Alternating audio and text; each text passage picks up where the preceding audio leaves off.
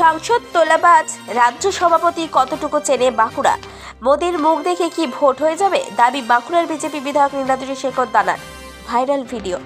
Net দুনিয়ায় ইতিমধ্যেই viral বাঁকুড়ার বিজেপি বিধায়ক নীলাদ্রি শেখর দানার একটি অডিও ক্লিপ, যেখানে বাঁকুড়ার সাংসদ সুভাষ সরকারের বিরুদ্ধে তোলাবাজের পাশাপাশি দলের বিরুদ্ধে একরাশ ক্ষোভ উগরে দিতে শোনা যায় বিধায়ক নীলাদ্রি শেখর দানাকে। শুধু তাই নয়, রাজ্য সভাপতি সুকান্ত মজুমদার কতটুকু চেনে বাঁকুড়া, মোদিজির মুখ দেখে কি ভোট দিতে হবে, এই সব কথাবার্তা শুনতে পাওয়া যায় বিজেপি বিধায়ক নীলাদ্রি শেখর দানার গলায়।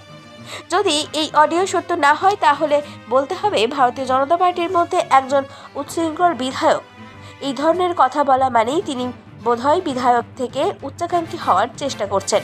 যদিও এই খবরের ব্যাপারে বাঁকুড়ার বিজেপি বিধায়ক নীলাদ্রি শেখর দানার বক্তব্য পাওয়া যায়নি। এ বিষয়ে তিনি কোনো মুখও খুলতে চাননি, আর দেখাও করতে চাননি।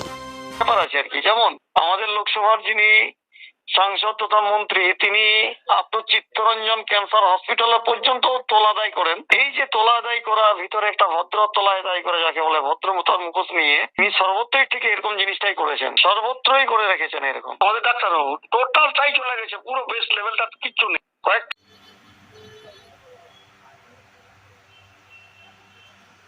বাঁকুড়া থেকে মোহাম্মদ শাহজাহান আনসারীর রিপোর্ট, 99 নিউজ বাংলা।